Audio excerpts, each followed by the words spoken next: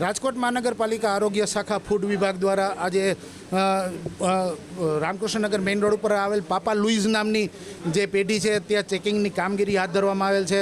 અત્યંત હાઇજેનિક કન્ડિશનમાં એનું કિચન છે, એઝ વેલ એઝ સ્ટોરેજની અંદર વાસી ખાદ્ય ખોરાક જેવા કે નૂડલ્સ છે, પાસ્તા છે, આનો સંગ્રહ કરવામાં આવેલ છે. એઝ વેલ એઝ જે ફ્રીઝ છે એની અંદર જે આઈસ્ક્રીમ છે એના સ્ટોરેજની અંદર અતિશય જીવાત જોવા મળેલ છે. પ્લસ જે ફ્લોર છે એટલે કે લોટ છે, લોટની અંદર ધનેડાનું પ્રમાણ પણ અમને અહીં સ્થળ ઉપર જોવા મળેલ છે. હાલમાં ફૂડ સેફ્ટી એન્ડ સ્ટાન્ડર્ડ એક પ્રમાણે નમૂના લેવાની કાર્યવાહી કરશું. અમે સ્થળ ઉપર આવા જથ્થાનો નાશ કરશું, એઝ વેલ એઝ નોટિસ આપશું અને દંડ બી ફટકારશું. આને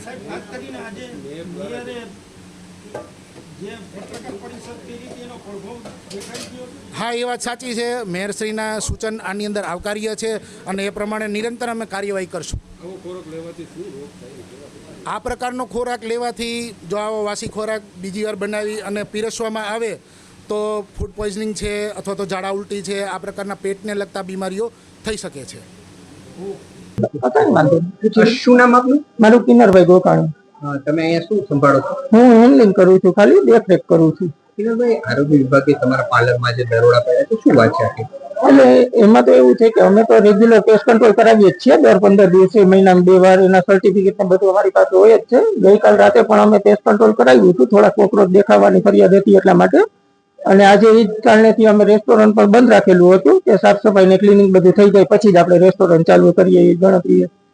વાત કરીએ તમારા જે રેસ્ટોરન્ટ છે ત્યાં આરોગ્ય વિભાગે જે કહ્યું છે કે વાસી બ્રેડ અથવા જે જથ્થો એટલું બધું મળ્યું છે, એક જ દિવસમાં થઈ ગયું છે? જે તો અમે તો રોજે રોજ જ બનાવીએ છીએ અને અમારા પીઝા ને જે કઈ બને છે તે પણ ફ્રેશ ડોમાંથી જ બનાવવામાં આવે છે. અને જે રોજે રોજ જ બનાવવામાં આવે છે ઉપર અમે લેબલિંગ પણ મારીએ છીએ, બધું કરીએ જ છીએ. ખાસ કરીને તમે એક હેન્ડલિંગ કરતા હોય તો તમારી થોડીક જવાબદારી છે કે આ બધી વસ્તુ ખરાબ ન થાય, એના માટે શું કરશો? ના, અમે પૂરી જે પણ આપણા રૂલ્સ હોય છે તે ફોલો પૂરી કરવાની કોશિશ કરીએ જ છીએ. અને બધું પૂરે રોજે રોજ ફ્રેશ અમારા રોજે રોજના વેસ્ટેજ હોય છે તેના પણ અમે પિક્ચર અમારા ગ્રુપમાં જ નાખીએ જ છીએ કે જેથી કરીને કોઈ પણ કસ્ટમર પણ અમને કે તો અમે દેખાડી શકીએ કે ભાઈ આજનું કાલે કે અમે એ વસ્તુ કરતા જ નથી ક્યારેય પણ. અમારું કંપનીનો પણ નિયમ જ છે કે રોજે રોજનું જે કાંઈ પણ વેસ્ટેજ હોય તેને ફેંકી દેવું, બીજા દિવસે ફ્રેશ જ બનાવવું. તો એ પણ અમારા ગ્રુપમાં બધું હોય જ છે. ઘઉંના આટામાં ધજાડા જોવા મળ્યા કે શું કરશો?